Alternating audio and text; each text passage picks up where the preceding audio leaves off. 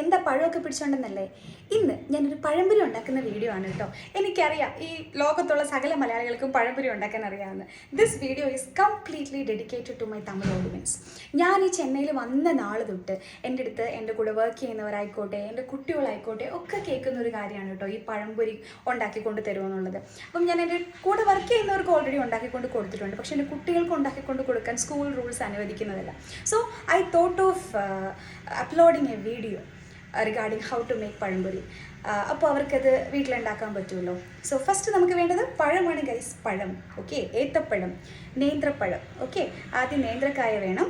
ഇനിയും ഇതിനെ കട്ട് ചെയ്യുക, നമുക്ക് വേണ്ടുന്ന രീതിയിൽ കട്ട് ചെയ്തെടുക്കുക, ബാറ്റർ പ്രിപ്പയർ ചെയ്യുക, അതിൽ മുക്കുക, എണ്ണയിലിടുക, പൊരിക്കുക. അത്രയേ ഉള്ളൂ പഴംപൊരി. Okay, I will show U.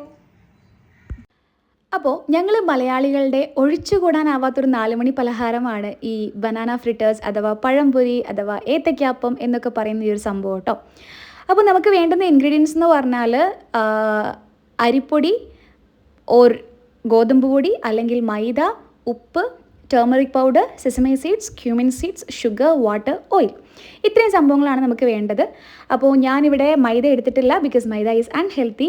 ഞാനിവിടെ അരിപ്പൊടിയും ഗോതമ്പ് പൊടിയും കൂടെ ഈക്വൽ പ്രപ്പോർഷനിലാണ് എടുത്തിരിക്കുന്നത്. അതിൽ ഉപ്പ് ചേർത്ത് ജസ്റ്റ് ഒരു കളറിന് വേണ്ടിയിട്ട് മഞ്ഞൾപ്പൊടി ചേർത്തിട്ടുണ്ട്.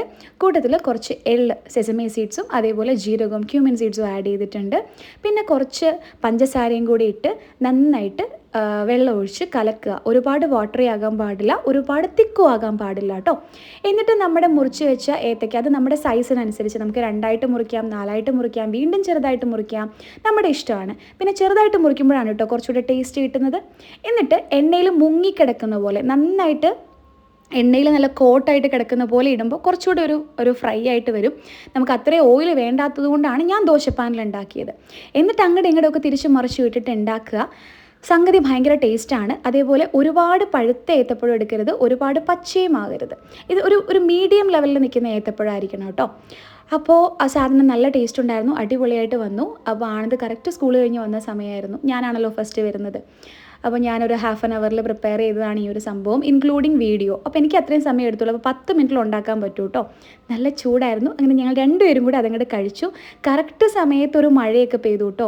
അപ്പോൾ ബാൽക്കണിയിൽ പോയി നിന്ന് ചെന്നൈയിലെ ചൂടിനൊരു കുളിരായിട്ട് പെയ്ത മഴയും കണ്ടുകൊണ്ട് അങ്ങനെ ആസ്വദിച്ച് നിന്ന് പഴംപൊരി കഴിച്ചു കേട്ടോ. ഞങ്ങൾ കോട്ടയംകാരെ ഏത്തയ്ക്കാപ്പം എന്നും പറയാറുണ്ട്. അപ്പോൾ എനിക്ക് എൻ്റെ വീട്ടിലെ ഏറ്റവും ഇഷ്ടമുള്ള സ്ഥലമാണ് കേട്ടോ ഈ ബാൽക്കണി. അപ്പോൾ അത്രയേ ഉള്ളൂ.